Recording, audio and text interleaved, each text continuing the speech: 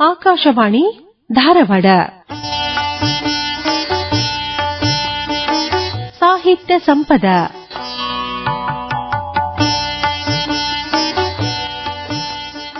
ಇಂದಿನ ಸಾಹಿತ್ಯ ಸಂಪದದಲ್ಲಿ ಕನ್ನಡ ಭಾಷಾ ಪ್ರೇಮಿಗಳು ಸಾಹಿತಿಗಳೂ ಆದ ಹಾನಗಲ್ಲಿನ ಪ್ರಸೂತಿ ಹಾಗೂ ಸ್ತ್ರೀರೋಗ ತಜ್ಞರಾದ ಡಾಕ್ಟರ್ ನಾಗರಾಜ್ ದೇಶಪಾಂಡೆ ಅವರೊಂದಿಗಿನ ಸಂದರ್ಶನ. ಸಂದರ್ಶಿಸುವವರು ಶರಣಬಸವ ಚೋಳೀನ್. ಸಾಹಿತ್ಯ ಸಂಪದ ಕಾರ್ಯಕ್ರಮಕ್ಕೆ ಸ್ವಾಗತ, ಸುಸ್ವಾಗತ. ಆತ್ಮೀಯ ಕೇಳುಗರೆ, ಕನ್ನಡ ಸಾಹಿತ್ಯ ಬಹಳ ಸಿರಿವಂತವಾಗಿರುವಂತಹದ್ದು. 1000 ವರ್ಷಕ್ಕಿಂತಲೂ ಮಿಗಿಲಾದ ಇತಿಹಾಸ ನಮ್ಮ ಭಾಷೆಗಿದೆ. ಹಾಗೆ ನೋಡಿದ್ರೆ ಕವಿರಾಜ ಮಾರ್ಗ ನಮಗೆ ಸಿಕ್ಕು 2000 ವರ್ಷ ಹತ್ತಿರ ಬಂತು. ಇಂತಹ ಒಂದು ಶ್ರೀಮಂತವಾದ ಭಾಷೆಯೊಳಗ ಹಳೆಗನ್ನಡ, ನಡುಗನ್ನಡ, ಮತ್ತೆ ನವೋದಯ, ಈಗ ನವ್ಯ, ಹೀಗೆ ನಾವು 4 ಪ್ರಕಾರಗಳನ್ನು ಹಿಡಿದ್ರೆ ಕನ್ನಡ ಭಾಷೆಯಲ್ಲಿ ಆಗಿರುವಂತಹ ಒಂದು ಕ್ರಾಂತಿ ನಿಜವೂ ಕೂಡ ನಮ್ಮದು ಶಾಸ್ತ್ರೀಯ ಭಾಷೆ ಆಗಿದೆ. ಇಂತಹ ಒಂದು ಶಾಸ್ತ್ರೀಯ ಭಾಷೆಯ ಸ್ಥಾನಮಾನ ದೊರಕಿಸಿಕೊಂಡಂತಹ ಈ ಒಂದು ಕನ್ನಡ ಹೇಗೆ ಒಂದು ವಿಭಿನ್ನವಾಗಿ ಆರಂಭದಿಂದ ಬೆಳ್ಕೊಂಡು ಬಂದದ, ಇದನ್ನು ತಿಳ್ಕೊಳ್ಳೋದೇ ಬಹಳ ಸೋಜುಗವಾಗಿರುವಂತದ್ದು. ಕನ್ನಡದ ಇತಿಹಾಸ ಹಿರಿತಾದ ಈ ಒಂದು ಸಾಹಿತ್ಯವನ್ನ ನಾವು ಯಾವಾಗಲೂ ಕೂಡ ಚರ್ಚೆ ಮಾಡಬೇಕು ಅಂತ ಅನ್ಕೊಂಡಾಗ ಜನಸಾಮಾನ್ಯರು ಕೂಡ ಈ ಸಾಹಿತ್ಯ ಅರ್ಥ ಆಗಬೇಕು. ಕನ್ನಡ ಭಾಷೆಯ ಈ ಶ್ರೀಮಂತವಾದ ಒಂದು ಸಾಹಿತ್ಯವನ್ನ ಅರ್ಥ ಮಾಡ್ಕೊಳ್ಳಕ್ಕೆ ಸಾಧ್ಯ ಆದ್ರೆ ಯಾರು ಕೂಡ ಕನ್ನಡ ಭಾಷೆಯನ್ನ ಬಿಟ್ಟು ಹೋಗೋದಿಲ್ಲ. ಕನ್ನಡ ಭಾಷೆಯ ಮೇಲೆ ಒಂದು ಅತಿಯಾದ ಪ್ರೀತಿ, ಮಮಕಾರ, ಮಮತೆಯನ್ನು ಬೆಳೆಸ್ಕೋತಾರ ಮತ್ತು ಈ ಮಾತೃಭಾಷೆಯನ್ನ ಉಳಿಸಿ ಬೆಳೆಸುವಲ್ಲಿ ತಮ್ಮದೇ ಆದ ಕಾಣಿಕೆಯನ್ನು ನೀಡ್ತಾರಂತ ಆಸೆ ಮಾಡ್ತಾ ಹಾನಗಲ್ಲಿನ ಡಾಕ್ಟರ್ ನಾಗರಾಜ್ ದೇಶಪಾಂಡೆ ಅವರಿದ್ದಾರೆ. ಅವರು ವೃತ್ತಿಯಿಂದ ವೈದ್ಯರು, ಗೈನಕಾಲಜಿಸ್ಟ್ ಇದ್ದಾರೆ, ಪ್ರಸೂತಿ ಸ್ತ್ರೀರೋಗ ತಜ್ಞರು. ಆದರೆ ಅವರು ಕನ್ನಡ ಭಾಷೆಯೊಳಗ ಇಷ್ಟು ಒಂದು ಆಸಕ್ತಿ ಅಂದ್ರೆ ಕನ್ನಡ ಭಾಷೆಯ ಸಾಂಸ್ಕೃತಿಕ ಶ್ರೀಮಂತಿಕೆಯ ಒಂದು ಹೃದಯವನ್ನು ಹೊಂದಿರುವಂತಹ ನಾಗರಾಜ್ ದೇಶಪಾಂಡೆ ಅವರು ಇವತ್ತ ನಮ್ಮ ಜೊತೆಗಿದ್ದಾರೆ. ನನ್ನ ಕೈಯಲ್ಲಿ ಅವರದ ಕದಂಬ ತ್ರಿದಳ ಪುಸ್ತಕ ಇದೆ, ಕಾದಂಬರಿಯನ್ನು ಬರೆದಾರವರು. ಬಹಳ ಐತಿಹಾಸಿಕ ಕಾದಂಬರಿ, ತುಂಬಾ ಕಾದಂಬರಿ ಇತಿಹಾಸವನ್ನ ಇಷ್ಟು ಚೆನ್ನಾಗಿ ವೈಭವಯುತವಾಗಿ ಕಟ್ಟಿಕೊಟ್ಟಾರೆ. ನಮ್ಗೆ ಬಹಳ ಸಂತೋಷ. ವೈದ್ಯರಲ್ಲಿ ಇಂತಹ ಒಬ್ಬ ಪ್ರತಿಭಾನ್ವಿತ ಬರಹಗಾರ ಇದ್ದಾರೆ ಅನ್ನೋದೇ ನಮಗೆ ಸೋಜಿಗ. ನಿಮ್ಮೆಲ್ಲರ ಪರವಾಗಿ ಡಾಕ್ಟರ್ ನಾಗರಾಜ್ ರಾಮರಾವ್ ದೇಶಪಾಂಡೆ ಅವರನ್ನ ಸ್ವಾಗತ ಮಾಡ್ತಾ ಇದ್ದೀವಿ. ನಮಸ್ಕಾರ ಡಾಕ್ಟರ್ ನಾಗರಾಜ್ ಅವರೇ, ನಿಮಗೆ ಸ್ವಾಗತ, ಸುಸ್ವಾಗತ. ನಮಸ್ಕಾರ ಸರ್. ನಿಮ್ದು ಕನ್ನಡದ ಮೇಲೆ ಬಹಳ ಅಪ್ಪಟ ಅಭಿಮಾನ, ಎತ್ತರ ಮಾಮರ ಅಂತಾರಲ್ಲ, ಹಂಗೆ ಇದು ಹೇಗೆ ವೈದ್ಯ ವೃತ್ತಿಯನ್ನ ನೀವು ಅಪ್ಪಿಕೊಂಡು ಕನ್ನಡವನ್ನ ಹೇಗೆ ನೀವು ಶ್ರೀಮಂತಗೊಳಿಸಲಿಕ್ಕೆ ನಿಮಗೆ ಹೇಗೆ ಈ ಆಸಕ್ತಿ ಬಂತು? ಕನ್ನಡ ಎಂಬುದು ನನ್ನ ಎರಡನೇ ತಾಯಿ ಅಂತ ನಾ ಹೇಳಬಹುದು. ಯಾಕಂದ್ರೆ ಮನೆಯಲ್ಲಿ ಕನ್ನಡದ ವಾತಾವರಣ ತುಂಬಾ ಆಯ್ತು. ನಮ್ಮ ಮನೆಯಲ್ಲಿ ನಮ್ಮ ತಾಯಿಯವರು ಕವನಗಳನ್ನ, ದೇವತಾಸ್ತುತಿಗಳನ್ನ, ಪುರಂದರ ಕನಕದಾಸರ ಹಾಡುಗಳನ್ನ ಸುಶ್ರಾವ್ಯವಾಗಿ ಹಾಡ್ತಾ ಇದ್ರು. ಅವರಿಂದ ಹಾಡುಗಳು ನಮಗೆ ತಂತಾನೇ ಬಂದ್ಬಿಡ್ತಿದ್ವು. ತಂದೆಯವರು ಕನ್ನಡದ ಬಗ್ಗೆ ಅತ್ಯಂತ ಅಭಿಮಾನವನ್ನು ಹೊಂದಿದಂತ ಒಬ್ಬ ಗುರುಗಳಾಗಿದ್ರು. ಅವರ ಅನೇಕ ಚಂಪು ಕಾವ್ಯಗಳಾಗಲಿ, ಈ ಕಡೆ ಹರಿಹರರ ರಗಳೆಗಳಾಗಲಿ, ಜೈಮಿನಿ ಭಾರತ ಆಗಲಿ ಲಕ್ಷ್ಮೀಶ್ವರದು, ಇಂಥ ಅನೇಕ ಶ್ರೇಷ್ಠವಾದಂತಹ ಗ್ರಂಥಗಳನ್ನ ಅವರು ಓದಿ ಕರಗತ ಮಾಡಿಕೊಂಡಿದ್ರು. ಅವನ್ನ ಸಹಜವಾಗಿ ಬಾಯಿಂದ ಹೇಳ್ಬಿಡ್ತಿದ್ರು ಅವರು. ಅವು ನಮ್ಮ ಕಿವಿಗೆ ಬಿದ್ದು ಬಿದ್ದು ನಾವು ಕನ್ನಡದಲ್ಲಿ ಒಂಥರ ಅಭಿಮಾನ ಮೂಡ್ತು. ಏನೋ ಶಬ್ದ ಬಂತು, ಅವ್ರನ್ನ ಕೇಳ್ತಿದ್ವಿ, ಇದರ ಅರ್ಥ ಏನು, ಹಿಂಗೆ ಯಾಕೆ ಹೇಳಿದ್ರು. ಅವಾಗ ಅವರು ಹೇಳುವಂತಹ ಒಂದು ರೀತಿ ಏನಿತ್ತಲ್ಲ ಅದು ನಮ್ಮ ಮನಸ್ಸಿಗೆ ನಾಟ ಬಿಡ್ತಿತ್ತು. ಒಂದ್ಸರಿ ಕೇಳ್ಬಿಟ್ರೆ ಸಾಕು. ಇನ್ನೊಂದು ನಾವು ಅವಾಗ 1ನೇ ಕ್ಲಾಸ್ನಲ್ಲಿ ನಾವು ಏನ್ ಕಲ್ತಿರೋದು ಇವತ್ತಿಗೂ ಬರ್ತಾವ ನಮಗೆ. ಈ ಕಲ್ತಿರೋ ಈಗಿನ ಕಾಲದ ಹುಡುಗರಿಗೆ ಬರಲ್ಲ. ಪ್ರತಿಯೊಂದಕ್ಕೂ ಅರ್ಥ, ಅದು ಹೆಂಗ್ ಬರಿಬೇಕು, ಯಾವ ರೀತಿ ಓದಬೇಕು, ಈ ಛಂದೋಬದ್ಧವಾಗಿ ಓದೋದಾಗಲಿ, ಪ್ರಾಸಬದ್ಧವಾಗಿ ಮಾತನಾಡೋದಾಗಲಿ, ಕಲಿಯೋದಾಗಲಿ, ಇದರಿಂದ ಏನಾಗ್ತಂದ್ರೆ ಒಂದು ಪ್ರೀತಿ ಹುಡ್ತದ ಒಂದು ಭಾಷೆಯ ಬಗ್ಗೆ. ನಮ್ಮ ಕನ್ನಡ ಭಾಷೆ ಅಷ್ಟು, ನಾನು ಇಂಗ್ಲಿಷನ್ನು ಓದಿದ್ದೇನೆ, ಹಿಂದಿನೂ ಓದಿನಿ. ಕನ್ನಡ ಭಾಷೆಯ ರಿಚ್ನೆಸ್ ಅಂತ ನಾವೇನಂತೀವಲ್ಲ, ಅದು ಬೇರೆ ಯಾವ ಭಾಷೆಯಲ್ಲಿ ನಾನು ನೋಡಿಲ್ಲ. ಆ ತರ ನಮ್ದು ಪ್ರತಿಯೊಂದು ಶಬ್ದವು ಬಹಳ ಸುಂದರವಾಗ್ಯದ. ಅದನ್ನ ನಾವು ಅರ್ಥ ಮಾಡ್ಕೋತ ಹೋದಂಗೆ ಇನ್ನೂ ಹೆಚ್ಚು ಓದಬೇಕು ಅಂತ ಅನಿಸ್ತಿತ್ತು. ನಾನೇನು ಬರೀಬೇಕು ಅಂತ ಬಹಳ ಅನಿಸ್ಕೊಂಡಿರಲಿಲ್ಲ. ಅನೇಕ ಪುಸ್ತಕಗಳನ್ನು ಓದ್ಕೋತ ಬಂದೆ ನಾನು. ಹಿಂಗಾಗಿ ಕನ್ನಡದ ಬಗ್ಗೆ ಎಲ್ಲಿ ಕಂಡ್ರೂ ನಾನು ಓದ್ಬೇಕು, ಕನ್ನಡದ ಯಾವುದೇ ಒಂದು ಕವಿಗಳು ಮಾತಾಡ್ತಾರೆ ಅಂದಾಗ ನಾವು ಹೋಗಿ ಅದನ್ನ ಆಲಿಸ್ತಿದ್ವಿ. ಹಿಂಗಾಗಿ ಮತ್ತೆ ನಾವು ಗುರುಗಳು ಆ ತರ ಕನ್ನಡದ ಬಗ್ಗೆ ಅತ್ಯಂತ ಪ್ರೀತಿ ಇದ್ದವರಿದ್ರು. ಹಿಂಗಾಗಿ ನಾವು ಕನ್ನಡವನ್ನ ಹೆಚ್ಚು ಅಭ್ಯಾಸ ಮಾಡಿದ್ವಿ ಅಂತಂದು ಹೇಳಬಹುದು. ಡಾಕ್ಟರ್ ನಾಗರಾಜ್ ಅವರೇ, ತಮ್ಮ ತಂದೆ ರಾಮರಾವ್ ದೇಶಪಾಂಡೆ ಅವರು ಹಳೆಗನ್ನಡ ಕಾವ್ಯಗಳನ್ನ ಅಂದ್ರೆ ಪ್ರಸ್ತುತಪಡಿಸ್ತಾ ಇದ್ರು.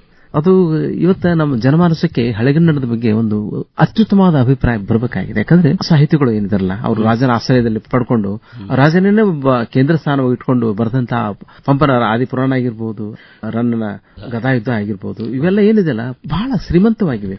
ಹಳೆಗನ್ನಡ ಸಾಹಿತ್ಯದ ಒಂದು ವೈವಿಧ್ಯತೆ ಹೇಗಿದೆ, ಅದನ್ನು ನಮ್ಮ ಕೇಳುಗರು ಹೇಗೆ ನೆನ್ಪಿಟ್ಕೊಳ್ಬೇಕು, ಅವ್ರು ನೆನ್ಪಿಟ್ಕೊಳ್ಳುವಂತಹ ಸಾಹಿತ್ಯ ಇದು ಆಗಿದೆ ಅನ್ನೋದನ್ನ ಹೇಗೆ ತಾವು ಹೇಳ್ತೀರಾ?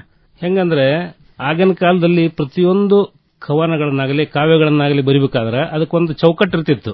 ಆ ಚೌಕಟ್ಟಿನಲ್ಲಿ ಹೇಳಿದಾಗ ಅದರ ಶಬ್ದಗಳನ್ನು ಬಿಡಿಬಿಡಿಸಿ ಮಾತನಾಡಿದಾಗ ಅದರ ಅರ್ಥ ಚೆನ್ನಾಗಿ ಬರ್ತಿತ್ತು. ಈಗ ಪಂಪನ್ನ ಕೇಳಿದಿರ್ತಾವ. ತೆಂಕಣ ಗಾಳಿ ಸೋಂಕಿದೊಡೆ ಒಳ್ಳುಡಿ ಕೇಳ್ದೊಡೆ ಇಂಪನಾಳ್ದ ಗೇಯಂ ಕಿವಿ ಒಕ್ಕೊಡಂ ಬಿರಿದ ಮಲ್ಲಿಗೆ ಕಂಡೊಡಂ ಆದ ಕೆಂದಲಂಪಂ ಕೆಡೆಗೊಂಡೊಡಂ ಮಧುಮೋಹೋತ್ಸಮ ಮಾದೊಡಂ ಏನ ನೆಂಬೆನಾರಂಕುಸಮಿಟ್ಟೊಡಂ ನೆನೆವುದೆನ್ನಮನಂಬನವಾಸಿ ದೇಶಮಂ. ಈ ತರ ಬಿಡಿಸಿ ಹೇಳಿದಾಗೆ ಆರಾಮಾಗಿ ಅರ್ಥ ಆಗ್ತದೆ. ಈ ತರ ಪ್ರೈಮರಿ ಲೆವೆಲ್ನಿಂದ ಬಾಲ್ಯಾವಸ್ಥೆಯಲ್ಲಿ ನಾವು ಏನ್ ಕಲಿತೀವಲ್ಲ, ಅವಾಗ ಆ ತರದ ಗುರುಗಳಿದ್ರೆ ಅದ್ರ ಬಗ್ಗೆ ಒಂದು ಆ ಇಂಪಿಗೆ ಹೇಳೋ ಶಬ್ದಗಳ ಅರ್ಥಗಳಿಗೆ ಮನುಷ್ಯನಿಗೆ ಕಿವಿ ಕೊಟ್ಟು ಕೇಳಿದಾಗ ಇನ್ನೊಮ್ಮೆ ಕೇಳಬೇಕು ಅನ್ನೋಂಗ ಆದಾಗ ಮಾತ್ರ ಕನ್ನಡ ಬೆಳೀತದೆ. ಈ ತರ ಬೆಳೆದ್ರಿಂದ ನಾವು ಕನ್ನಡದ ಬಗ್ಗೆ ಒಂದು ಪ್ರೀತಿ ಬೆಳೀತು. ಈ ರನ್ನನ ಗದಾ ಯುದ್ಧದಾಗ ಬರ್ತದಲ್ಲ, ದುರ್ಯೋಧನ ಭೀಮ ಮೇಲಿಂದ ಹೇಳ್ಬೇಕಿದ್ರೆ ನೀರೊಳಗಿದ್ರು ಬೆವ್ತ್ ಬಿಡ್ತಾನ. ಹೌದು, ಆ ಕವನ ಒಂದು ಹೇಳಿ, ಬಹಳ ಸೊಗಸಾಗಿದೆ. ಅದೇ ಅವನು ಹೆಂಗೆ ಹೇಳ್ದ ಅನ್ನುವಂಥದ್ದು. ಆರವರವಮಂ ನಿರ್ಜಿತ ಕಂಠೀರವರವಮಂ ನಿರಸ್ತ ಘನರವಮಂ ಕೇಳ್ದ ನೀರೊಳಗಿರ್ದುಂಬೆ ಮರ್ತ ನೊರಗ ಪತಾಕಂ ಅಂತ ಹೇಳಿ ಅವನೊಂದು ಇದ್ರೊಳಗೆ ಬರ್ತದೆ. ಆ ರವ ಅಂದ್ರೆ ಧ್ವನಿ. ಆ ರವ ಒಂದು ಭೀಮಸೇನ ಒದರಿದ್ನಲ್ಲ, ಹರಿಸಂಧಾನಕ್ಕೊಂದೊಂದವಗಡಿಸಿದ ಅಹಂಕಾರ ಮೇಲಿತ್ತೋ ಕೃಷ್ಣಾಂಬರ ಕೇಶ ಕೃಷ್ಟಿಯ ಮಾಡಿಸಿದ ಮದಮದೆಲ್ಲಿತ್ತೋ ಕೌಂತೇಯರಂ ಮತ್ಸರದಿ ಕಾಂತಾರದೋಳ್ ತಿರ್ರನೆ ತುರುಪಿದ ಸ್ವರ್ಕುಗಳು ಏನಾದವೆಂದು ಕುರುವಂಶಾಧೀಶನಂ ಮೂದಲಿಸಿದ ನಟಂ ಭೀಮನುದ್ದಾಮ ಭೀಮಂ. ಅಂದ್ರೆ ಭೀಮ ನೀರಿನಲ್ಲಿ ಅಡಿಕೊಂಡು ಕೂತಂತ ದುರ್ಯೋಧನಿಗೆ ಹೇಳ್ತಾನ, ಈಗ ಬಾಯಲ್ಲಿ ಯುದ್ಧಕ್ಕೆ ಒಳಗೆ ಅಡಿಕೊಂಡು ಕೂತಿಯಲ್ಲ ಗೊತ್ತಾಗೋದಿಲ್ಲ ಅಂತ. ಆ ಧ್ವನಿ ಕೇಳ ಆ ರವರವಮಂ ನಿರ್ಜಿತ ಕಂಠೀರವ ಅಂದ್ರೆ ಶಿವ, ನಿರ್ಜಿತ ಕಂಠೀರವರವಮಂ ನಿರಸ್ತ ಘನರವಮಂ ಅಂತ ಘನವಾದಂತ ಧ್ವನಿಯನ್ನ ಕೇಳ್ದ ನೀರೊಳಗಿರ್ದುಂ ಬೆಮರ್ತ ನರಗ ಪತಾಕಂ ಅಂತ ಹೇಳಿ ರನ್ನರ ಗದಾಯುದ್ಧದಲ್ಲಿ ಈ ತರ ಬರ್ತದೆ. ಡಾಕ್ಟರ್ ನಾಗರಾಜ್ ದೇಶಪಾಂಡೆ ಅವರೇ, ನೋಡ್ರಿ, ಈಗ ನಾವು ಕನ್ನಡ ಸಾಹಿತ್ಯ ಇತಿಹಾಸವನ್ನ ಗತಕಾಲದ ವೈಭವವನ್ನು ನೋಡ್ತಾ ಬಂದ್ರೆ ನಡುಗನ್ನಡೂ ಅಷ್ಟೇ ಶ್ರೀಮಂತವಾಗಿರುವಂತದ್ದು. ಅಲ್ಲಿ ನೋಡ್ರಿ, ಈಗ ರಾಘವಾಂಕನಿಂದ ಕುಮಾರವ್ಯಾಸನಿಂದ ಆಮೇಲೆ ಈಗ ನಮ್ಮ ಬಸವಾದಿ ಪ್ರಮಥರು ಬಂದರು. ದಾಸ ಸಾಹಿತ್ಯ ಎಷ್ಟು ವೈಭವಿತವಾಗಿ ಕನ್ನಡವನ್ನ ಜನಮಾನಸಕ್ಕೆ ತಂದ್ರವರು. ಹೇಗೆ ನಡಗನ್ನಡ ಸಾಹಿತ್ಯ ನಿಮ್ಮ ಮೇಲೆ ಹೆಂಗ್ ಪ್ರಭಾವ ಬೀರಿದೆ? ರಾಘವಾಂಕಂದು ತಗೊಳ್ಳಿ, ಆಮೇಲೆ ಕುಮಾರವ್ಯಾಸನ ಪದ್ಯಗಳನ್ನ ತೆಗೆದುಕೊಳ್ಳಿ, ದಾಸರ ಒಂದು ಹಾಡುಗಳನ್ನು ಕೂಡ ತೆಗೆದುಕೊಳ್ಳಿ. ಆಗ ಏನ್ ಮಾಡ್ತಿದ್ರಂತ ಅತ್ಯಂತ ಶ್ರೇಷ್ಠ ವ್ಯಕ್ತಿಗಳನ್ನ ತಗೊಂಡು ಅವರು ಹೆಂಗ ಧಾರ್ಮಿಕ ವಿಧಿವಿಧಾನಗಳನ್ನು ನಡೆಸ್ತಾರೆ, ಜನರಿಗೆ ಎಷ್ಟು ಅನುಕೂಲತೆಗಳನ್ನ ಮಾಡ್ತಾರೆ ಅನ್ನುವಂಥ ಒಂದು ಉದ್ದೇಶದಿಂದ ಮಾಡ್ತಿದ್ರು ಅವ್ರ ಕೆಲಸನ. ಈಗ ರಾಘವಾಂಕಂದ ಒಂದು ತಗೋಣಂತ, ಲಲನೆ ಮೂಗಿನೊಳು ಉಸುರನು ಅಳ್ಳೆಯೊಳು ಹೊಯ್ಲನು ಉಗುರೊಳು ರಜವನು ಎದೆಯೊಳಲ್ಲಾಟಮಂ ಕೈಯ ಮೊದಲು ಮಿಡುಕನಂ ನೋವನ ಅಂಗದೊಳು ಅಕ್ಷಿಯೋಳ್ ಬೆಳ್ಪಂ ಬಿಳೆಯದನ ಎಲ್ಲೋ ಹೆಂಗಾಗ್ಯದ ಬಾಳದೊಳು ಬೆವರಿದ್ರಿಂದ ಲೈಫ್ ಅದಂತ ಹಿಂಗ್ ತೂತಿದ್ಲಕ್ಕಿ. ಲಲಿತ ಕಂಠದೊಳು ಉಲುಕನು ಹಿಂಗ ಆಡ್ತದ ಮ್ಯಾಲೆ ಕೆಳಗ ಅಂಗ್ರಿಯೊಳು ಬಿಸಿಯನು ಅಂಗುಟದೊಳು ಋಣಾಂಬುವಂ ಸೆಲೆನಾಲಿಗೆಯೊಳು ಇಂಪರೋಮದಲ್ಲಿ ಬಲ್ಪನಾರೈದು ಕಾಣದೆ ನೊಂದಳು. ನೋಡ್ರಿ, ಎಲ್ಲಾಗೆ ಗೊತ್ತದ ಮತ್ತು ಇನ್ನು ತಿಳಿದವ್ರು ಯಾರು ಇದ್ದಾರಂತ ಹುಡುಕಿದ್ಲಂತ. ಅಂದ್ರೆ ಲೋಹಿತಾಶ್ವ ಇನ್ನು ಸತ್ತಿಲ್ಲ ಅನ್ನೋ ಒಂದು ಭ್ರಮೆ. ಇಲ್ಲ, ನನ್ನ ಮಗ ಬದುಕ್ಯಾನ, ಇಷ್ಟೆಲ್ಲ ಕಾಣ್ತಾ ಇಲ್ಲ, ಆದ್ರೂ ಇನ್ನೂ ಏನಾದ್ರು ಇರ್ಬೋದು, ನನ್ನ ಮಗ ಬದುಕಿರ್ಬೋದಲ್ಲ ಅಂತ ಅಂದ್ರೆ ಆ ಪ್ರಲಾಪ ಮಾಡೋಕ್ಕಿಂತ ಮೊದಲು ಅಂದ್ರೆ ಆಲಾಪ ಮಾಡ್ತಾಳ. ಒಳ ದುಃಖ, ನನ್ನ ಮಗ ಬದುಕಿರ್ಲಿ ಅಂತ ಅವರು ಆಸೆ ಮಾಡ್ತಾಳ. ಚಂದ್ರಮತಿ ಪ್ರಲಾಪದಲ್ಲಿ ವೈದ್ಯನಾಗಿ ನನಗೆ ತಿಳಿದಷ್ಟು ಆಕೆಗೂ ತಿಳಿದಿತ್ತು ಲೈಫ್ ಅದನ್ನ ಇಲ್ಲಿ ಚೆಕ್ ಮಾಡೋಕಂದ್ರೆ ನಮ್ಮನ್ನ ಸತ್ತಾರ ನೋಡ್ಬರ್ರಿ ಅಂತ ಯಾರು ಕರೆದ್ರೆ ನಾವು ಇಷ್ಟ ನೋಡ್ತೀವಿ, ಅದನ್ನ ಆಕೆ ಅವಾಗ ನೋಡ್ತಿದ್ವಿ. ಎಷ್ಟು ಜ್ಞಾನ ಇರಬಹುದು ಅನ್ನೋದನ್ನ ಒಂದು ರಾಘವಾಂಕನ ಬಗ್ಗೆ ಒಂದು. ಈ ಕುಮಾರವ್ಯಾಸಂದು ಕುವೆಂಪು ಹೇಳಿದ್ರು, ಕುಮಾರವ್ಯಾಸ ಹಾಡಿನೆಂದರೆ ಕವಿ ಭಾರತ ತಕ ತಕ ಕುಣಿಯುವುದು. ನಮ್ಮ ನಾಲಿಗೆಯೊಳಗೆ ಅಂತ ಒಂದು ಮಹಾಭಾರತ ಕುಣಿತದ ತಾನೆ. ಕಲಿ ಕೆಚ್ಚಾಗುವನು ಕವಿ ಹುಚ್ಚಾಗುವನು ಅಂತ ಹೇಳಿದ್ರು. ಅದಕ್ಕೆ ಅದು ಹೇಳಿ ಒಂದು ಪದ್ಯ ಹೇಳಿ. ಕುಮಾರವ್ಯಾಸರು ಆಕ್ಚುಲಿ ಅವರು ಗದಗಿನವರು. ಅವರು ವೀರನಾರಾಯಣ ಗುಡಿ ಒಳಗೆ ಕುತ್ಕೊಂಡು ಅವರು ಒಂದು ಕಲ್ಲದ ಅಲ್ಲಿ ಅದ್ರ ಮೇಲೆ ಕೂತಾಗ ಅವ್ರಿಗೆ ಏನೋ ಒಂದು ಜ್ಞಾನ ಬಂತಂತ. ಮಹಾಭಾರತದಲ್ಲಿ ಅಶ್ವತ್ಥಾಮ ಅನ್ನೋ ಚಿರಂಜೀವಿ ಅಂತಂತೀವಿ ನಾವು. ಚಿರಂಜೀವಿ ಅಂದಾಗ ಅವನು ಸಾವಿಲ್ಲ. ಇವರ ಹಿಂದಿನ ಜನ್ಮದಾಗ ಏನಾಗಿದ್ರು ಇವರಲ್ಲಿ ಅದನ್ನು ಹೊರಡಿಸಬೇಕು, ಮಹಾಭಾರತವನ್ನ ಜನರಿಗೆಲ್ಲ ಗೊತ್ತಾಗಬೇಕು ಅನ್ನೋ ದೃಷ್ಟಿಯಿಂದ ಅವ್ರು ಏನ್ ಮಾಡಿದ್ರು, ಅಶ್ವತ್ಥಾಮ ಅವ್ರ ಕನಸನ್ನೇ ಬಂದು ಹೇಳ್ತಿದ್ನಂತ, ನೋಡಪ್ಪ ನೀನ್ ಏನು ಮಾಡ್ಬೇಡ, ಮುಂಜಾನೆ ಎದ್ದು ಇಲ್ಲಿ ಒಂದು ಕೊಳ್ಳ ಅದ ಗುಡಿ ಹತ್ರದ, ಆ ಕೊಳದಲ್ಲಿ ನೀನು ಸ್ನಾನ ಮಾಡಬೇಕು, ಒದ್ದಿ ಉಟ್ಕೊಂಡು ಬರ್ಬೇಕು. ಆ ಒದ್ದಿ ಒಣಗೋವರೆಗೆ ನಿನಗೆ ತನ್ನಷ್ಟು ತಾನೇ ಸುಲಲಿತವಾಗಿ ಬಂದ್ಬಿಡ್ತದ, ಬರ್ಕೋತ್ ಹೋಗಷ್ಟೆ ಅಂತ ಹೇಳಿದ್ರು. ಆ ಪ್ರಕಾರವಾಗಿ ಪ್ರತಿದಿನ ಮುಂಜಾನೆ ಎದ್ದು ಸ್ನಾನ ಮಾಡ್ತಿದ್ರು, ಕಲ್ಲಿನ ಮೇಲೆ ಕೂಲೇ ಬರೀತಿದ್ರಂತವ್ರು. ಹಿಂಗಾಗಿ ಹೆರಿಗೆ ಬಳಪಗಳನ್ನು ಹಿಡಿದವ ನಾನಲ್ಲ ಅಂತ ಹೇಳ್ಯಾರ ಅವ್ರು. ಹೆಂಗ್ ನಾ ಬರ್ದೇನೆ ಅಂತಂದು ಹೇಳ್ತಾರ ಅವ್ರು.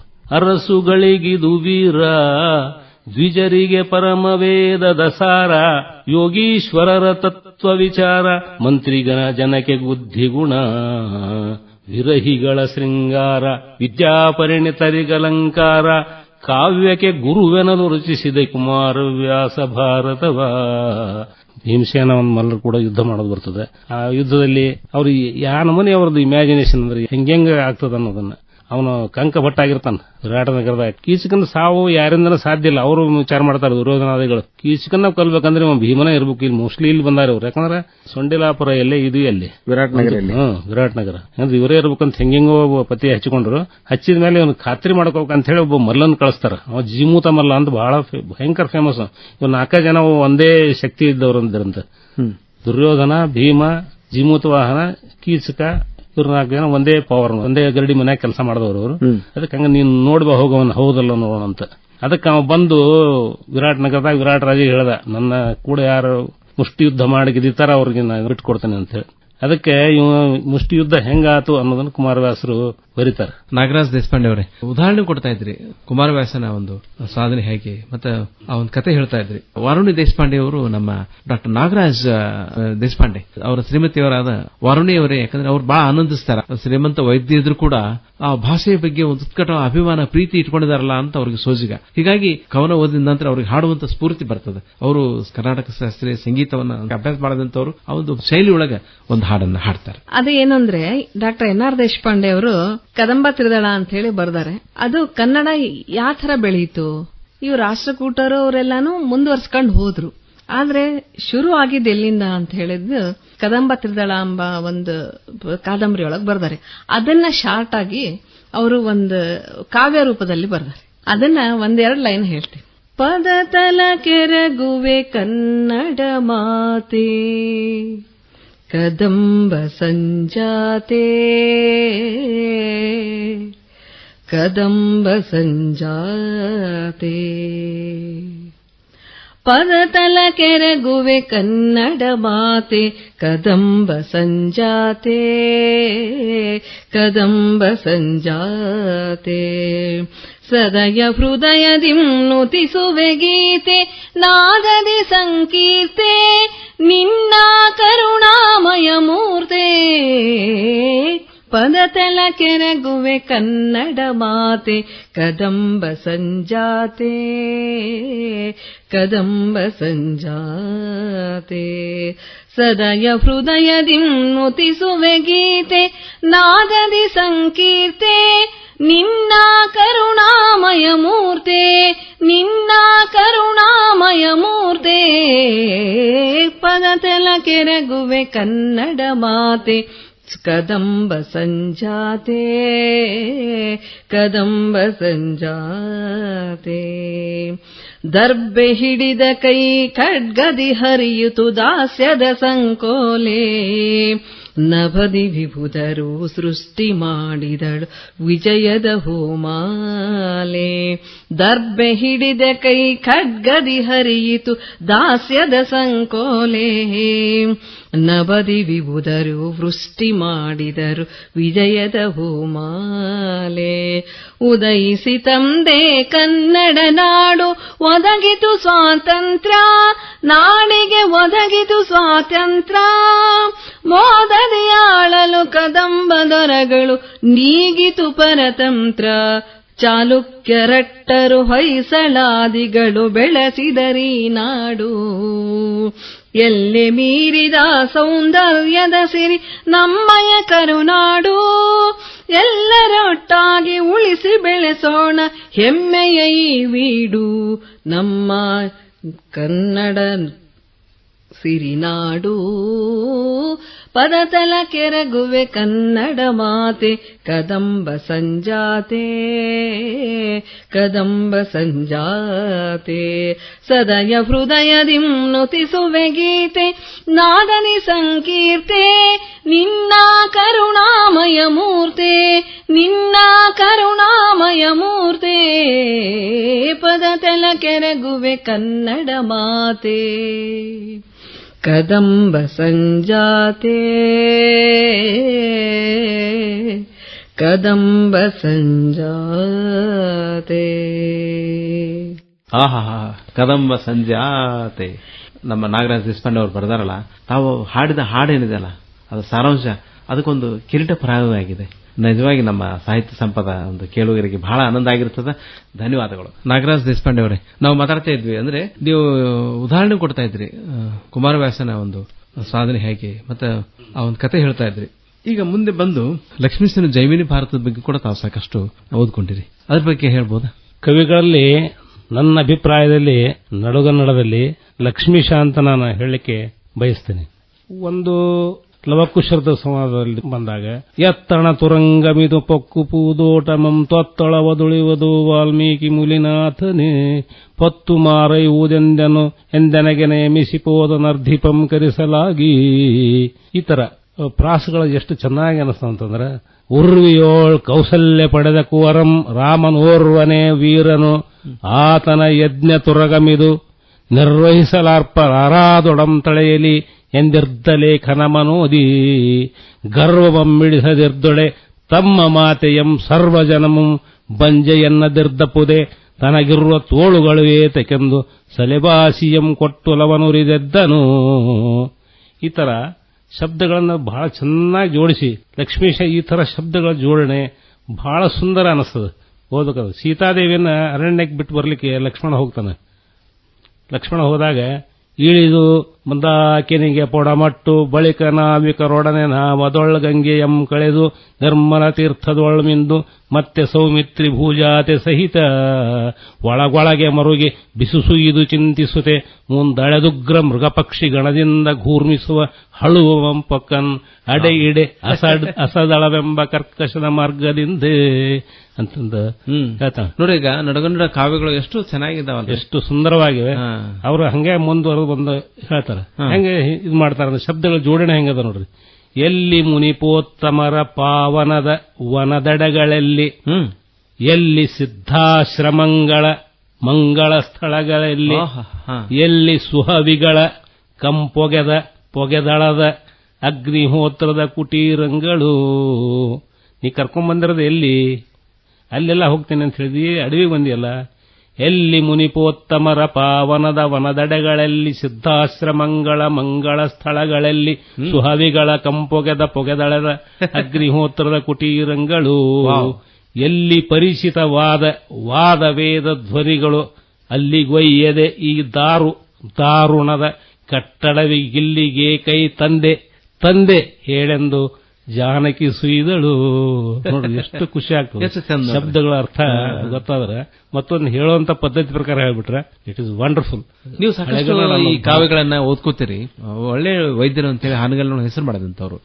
ಈಗ ಆ ಸಮಯವನ್ನ ಈ ಒಂದು ಕನ್ನಡ ಭಾಷೆಯ ಓದುವಿಕೆಗೆ ನೀವು ಹೆಂಗ್ ಹೊಂದಿಸ್ಕೋತೀರಿ? ನೀವು ಇದನ್ನ ಹೆಂಗ್ ಪರಿಶ್ರಮ ಮಾಡ್ತೀರಿ? ಬಹುಶಃ 10ನೇ ಕ್ಲಾಸ್ನ ಅವರಾಗ ಹೆಚ್ಚು ಕಡಿಮೆ ಎಲ್ಲ ಓದ್ ಮುಗಿಸ್ಬಿಟ್ಟಿದ್ದೆ ನಾನು ಇಂಥವೆಲ್ಲ. ಯಾಕಂದ್ರೆ ಆ ತರ ನನ್ನ ಸಂಸ್ಕಾರನ ಇತ್ತು. ನಮ್ಮ ತಂದೆ ತಾಯಿಗಳು ಅದೇ ತರ ಇದ್ರು, ನಮ್ಮ ಟೀಚರ್ಸ್ ಅದೇ ತರ ಇದ್ರು, ಮತ್ತು ನಾನು ಓದುವಂತ ಒಂದು ಇಂಟ್ರೆಸ್ಟ್ ಬಹಳ ಇರ್ತಿತ್ತು. ಅದೇ ತರ ಈ ಕಡೆ ನಮ್ಮ ಇದ್ರೊಳಗೂ ಈ ಭೈರಪ್ಪ ಅವ್ರು ಯಾವ್ಯಾವ ಕಾರಣವ್ರು ಯಾವ ಬರೇ 3-4 ಬಂದಿದ್ದು ರೀ ನಾವು ಸಣ್ಣವರಿದ್ದಾಗ. ಮೊದಲೇದ್ದು ಈಗ ಅವ್ರದ್ದು ಆಕ್ಚುಲಿ ಧರ್ಮಶ್ರೀ, ಬರೆದಿರೋದು ಭೀಮಕಾಯ ಅವ್ರದ್ದು, ಆದ್ರ ಮೊದಲು ಪ್ರಚುರ ಆಗಿದ್ದು ಧರ್ಮಶ್ರೀ, ಆಮೇಲೆ ವಂಶವೃಕ್ಷ, ನಾಯಿ ನೆರಳು, ಇವೆಲ್ಲ ಬಂದು ಅವನ್ನೆಲ್ಲ ಆಗ ಓದ್ಬಿಟ್ಟಿದ್ವಿ ನಾವು. ಅಂದ್ರೆ ಅಲ್ಲಿ ಒಂದು ಲೈಬ್ರರಿ ಇತ್ತು. ನೀವ್ ಹೆಂಗ ಹೇಳಿದ್ರಲ್ಲ, ನೀವ್ ಹೆಂಗ್ ಮಾಡ್ತಿದ್ರಿ ಅಂತ. ನಮ್ಮ ಗಜೇಂದ್ರದೊಳಗೆ ನಾನು 10th 10ನೇವರೆಗೆ ಓದ್ಬೇಕಾದ್ರೆ ಅಲ್ಲಿ ಒಂದು ಲೈಬ್ರರಿ ಇತ್ತು, ಸಾರ್ವಜನಿಕ ಗ್ರಂಥಾಲಯ. ಅಲ್ಲಿ ಅನಕರು ಹಿಡ್ಕೊಂಡು ಎಲ್ಲಾ ಕಾದಂಬರಿಗಳನ್ನ, ತರಾಸು, ಎಲ್ಲಾ ಕಾದಂಬರಿಗಳನ್ನ ನೀವು ಹೇಳಿದ್ರಲ್ಲ, ಭೈರಪ್ಪನವರ ವಂಶವೃಕ್ಷ, ಇಷ್ಟೆಲ್ಲ ಕಾದಂಬರಿ ಎಲ್ಲ ಓದ್ಬಿಟ್ಟಿದ್ ನೋಡ್ರಿ. ನನಗೆ ಅಷ್ಟು ಓದ್ ನನಗೆ ಹುಚ್ಚಿತ್ತು. ಅದು ನನ್ನ ಕನ್ನಡ ಮೇಲೆ ಅಭಿಮಾನ ಬೆಳೆಸಿತು. ಬಹುಶಃ ನಾನಿವತ್ತೇನಾದ್ರು ಕನ್ನಡದ ಬಗ್ಗೆ ಒಂಚೂರು ವಿಶ್ವಾಸ, ಪ್ರೀತಿ, ಒಂದು ಸಾಧನೆ ಮಾಡಿನ ಅಂದ್ರೆ ಆ ಓದುವಿಕೆನೇ ಕಾರಣ. ಅವ್ರ ಕನ್ನಡ ಬಹಳ ಬೆಸ್ಟ್ ಬರ್ದಾರ. ಅವರು 9 ಕಾದಂಬರಿಗಳು ವಿಜಯನಗರ ಸಾಮ್ರಾಜ್ಯದ ಮೇಲೆ ವಂಡರ್ಫುಲ್. ಅಂತವೆಲ್ಲ ಐತಿಹಾಸಿಕ ಕಾದಂಬರಿಗಳನ್ನ ಓದಿದ್ರಿಂದ ನನಗೆ ಐತಿಹಾಸಿಕ ಕಾದಂಬರಿ ಬರೀಬೇಕು ಅನ್ನೋಂತ ಒಂದು ಮನಸ್ಸಿನಾಗಿತ್ತು. ನಾ ಬರೀತೀನಿ ಅಂತ ಎಂದೂ ಅನ್ಕೊಂಡಿರ್ಲಿಲ್ಲ. ಇದನ್ನ ಬರೆದೆ. ಇದು ಕದಂಬ ತ್ರಿದಳ ನೋಡಿ. ಒಬ್ಬ ವೈದ್ಯರು, ತಾವು ಗೈನಕಾಲಜಿಸ್ಟ್, ಅಷ್ಟು ಓದಿನೂ ಈ 15 ವರ್ಷಕ್ಕೆ ಏನ್ ಬಿಟ್ಟಿದ್ರಲ್ಲ, ಅದನ್ನ ಮುಂದುವರ್ಸ್ಕೊಂಡು ಬಂದಿರಲ್ಲ ಕನ್ನಡ. ಹೌದು, ಅದು ನೆನಪುಳಿತಿತ್ತು ಒಂದನೇದಾಗಿ. ಎರಡನೇದಾಗಿ ಅದು ಅವಾಗ ಅನ್ಬೇಕು ಅನಿಸ್ತಿತ್ತು ಮನಸ್ಸಿಗೆ. ಕದಂಬ ತ್ರಿದಳ ಬರ್ದಿರಲ್ಲ, ಏನಿದೆ ಕದಂಬ ತ್ರಿದಳ ಅಂದ್ರೆ ಏನ್ ಆಕ್ಚುಲಿ ಅಂದ್ರೆ ನನಗೆ ನಮ್ಮ ಊರಿನ ಬಗ್ಗೆ ಏನಾದ್ರು ಬರೀಬೇಕು ಅನ್ನೋ ಒಂದು ಅಭಿಲಾಷೆ ಇತ್ತು. ಹಾನಗಲ್ ಐತಿಹಾಸಿಕ ಸ್ಥಳ ಅಲ್ಲ? ಹೌದು ಹೌದು. ಹೇಗೆ ಅದು? ಹಾನಗಲ್ ಕದಂಬರು ಅಂತ ಫೇಮಸ್ ಅವರು 10ನೇ ಶತಮಾನದಲ್ಲಿ. ಹಾನಗಲ್ ಕದಂಬರು ಅಂದ್ರೆ ಬೇರೆ ಯಾರು ಅಲ್ಲ, ಬನವಾಸಿ ಕದಂಬರೇ ಹಾನಗಲ್ ಕದಂಬರು ಆದರು. 16 ಶಾಖೆಗಳಾದವರು. ಆಕ್ಚುಲಿ ಕನ್ನಡ ಹುಟ್ಟಿರೋದು ಕದಂಬರಿಂದ. ಕನ್ನಡ ಒಂದು ಶ್ರೇಷ್ಠ ಭಾಷೆಯಾಗಿ ಬೆಳೆದಿದ್ದು ಬಾದಾಮಿ ಚಾಲುಕ್ಯರ ಕೈಯಾಗ. ನಂತರ ವೈಭವೋಪೇತವಾಗಿರೋದು ರಾಷ್ಟ್ರಕೂಟ ಕಾಲಕ್ಕೆ ವೈಭವ ಪಡೆದದ್ದು. 3 ಸ್ಟೇಜ್ ಅದು ಕನ್ನಡ ಬೆಳೆದಿದ್ದು. ಇದು ಕದಂಬ ತ್ರಿದಳದ ಒಂದು ಕದಂಬ ತ್ರಿದಳ ಹೇಳ್ಬೇಕಂದ್ರೆ ಕಾದಂಬರಿ ಒಳಗ ಕದಂಬರ ಬಗ್ಗೆ ಒಟ್ಟು ಇತಿಹಾಸ 1300 ವರ್ಷದ ಇತಿಹಾಸದ ಅದ್ರಾಗ. ಹೆಂಗದ ಅಂತಂದ್ರೆ ಕದಂಬರು ಹೆಂಗ್ ಹುಟ್ಟಿದ್ರು, ಎಲ್ಲಿಂದ ಸ್ಟಾರ್ಟ್ ಆತ ಅವ್ರದ್ದು ಅನ್ನೋದನ್ನ ಮೊದಲೇ ಭಾಗ. ತ್ರಿದಳ ಅಂದ್ರೆ 1ನೇ ಭಾಗ. ಬನವಾಸಿ ಕದಂಬರು ಅವ್ರು ಹೆಂಗ್ ಬೆಳೆದ್ರು, ಹೆಂಗ್ ಬೆಳೆಸಿದ್ರು, ಕನ್ನಡ ಹೆಂಗ್ ಬೆಳೀತು, ಶಾಸನಬದ್ಧವಾಗಿ ಅದನ್ನ ಅಭ್ಯಾಸ ಮಾಡಿ ಬರ್ದಿರೋದು. ಅದನ್ನ ನೋಡಿ ಮತ್ತೆ ಕೃಷ್ಣ ಕೊಲ್ಲಾರ್ ಕುಲಕರ್ಣಿ ಅವರು ನನ್ನ ಮುಖ ನೋಡಿಲ್ರಿ, ಅವರು ಬರೆದು ಕಳಿಸಿದ್ರು, ನೋಡಿ ಬೆಸ್ಟ್ ಬರ್ದಿರಿ ಅಂತ ಹೇಳಿ ನೋಡಿ ಓದಿರ್ತೇವೆ ದಯವಿಟ್ಟು.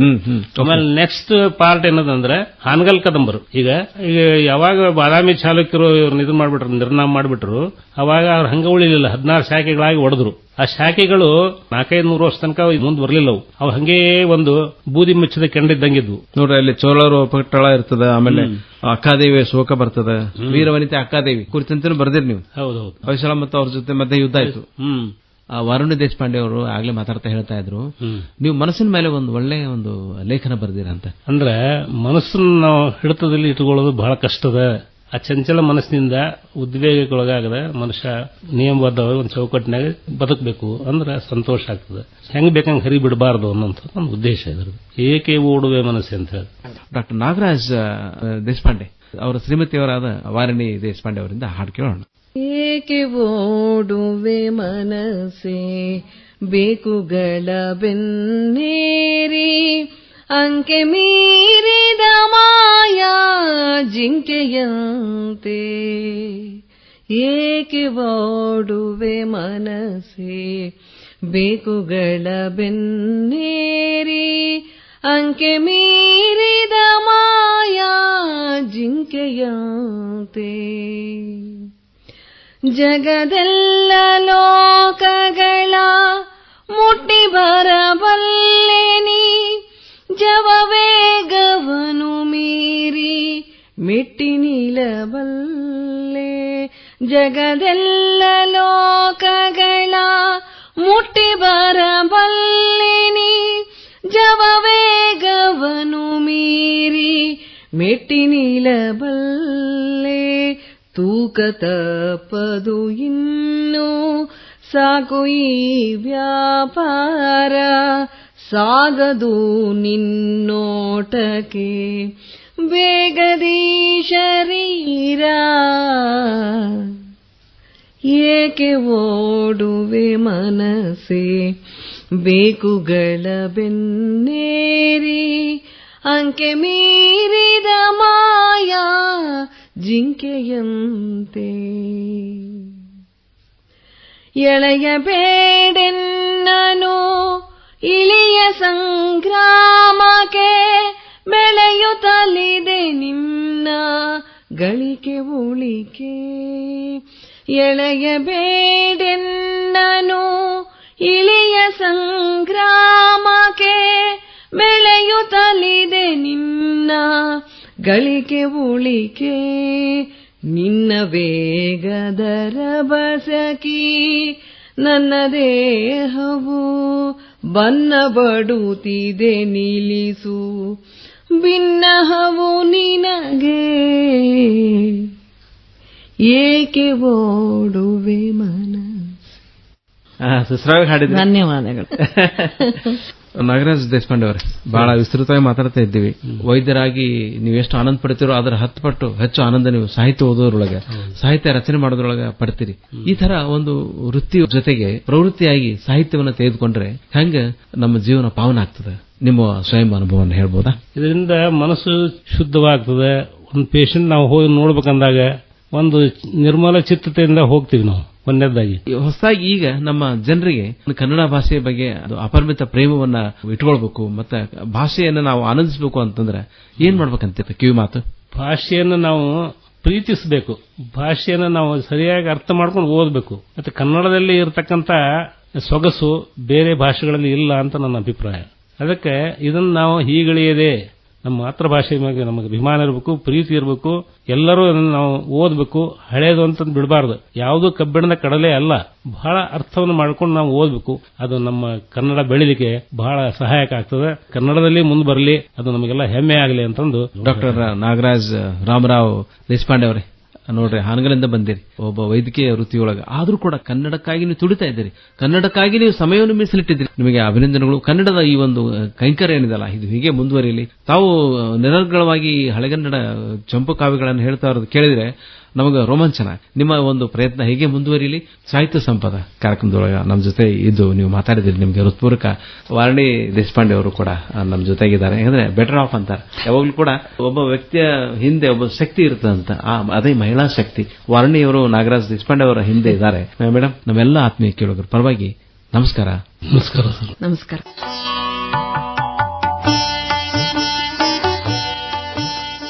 ಕನ್ನಡ ಭಾಷಾ ಪ್ರೇಮಿಗಳು, ಸಾಹಿತಿಗಳೂ ಆದ ಹಾನಗಲ್ಲಿನ ಪ್ರಸೂತಿ ಹಾಗೂ ಸ್ತ್ರೀರೋಗ ತಜ್ಞರಾದ ಡಾಕ್ಟರ್ ನಾಗರಾಜ್ ದೇಶಪಾಂಡೆ ಅವರೊಂದಿಗಿನ ಸಂದರ್ಶನವನ್ನು ಇದುವರೆಗೆ ಕೇಳಿದಿರಿ. ಪ್ರಸ್ತುತಿ ಶರಣಬಸವ ಚೋಳೀನ್. ಪ್ರಸ್ತುತಿ ನೆರವು ಶೈಲಜಾ ರಾಜ್ಕುಮಾರ್. ಸಾಹಿತ್ಯ ಸಂಪದ ಇಲ್ಲಿಗೆ ಸಂಪನ್ನವಾಯಿತು.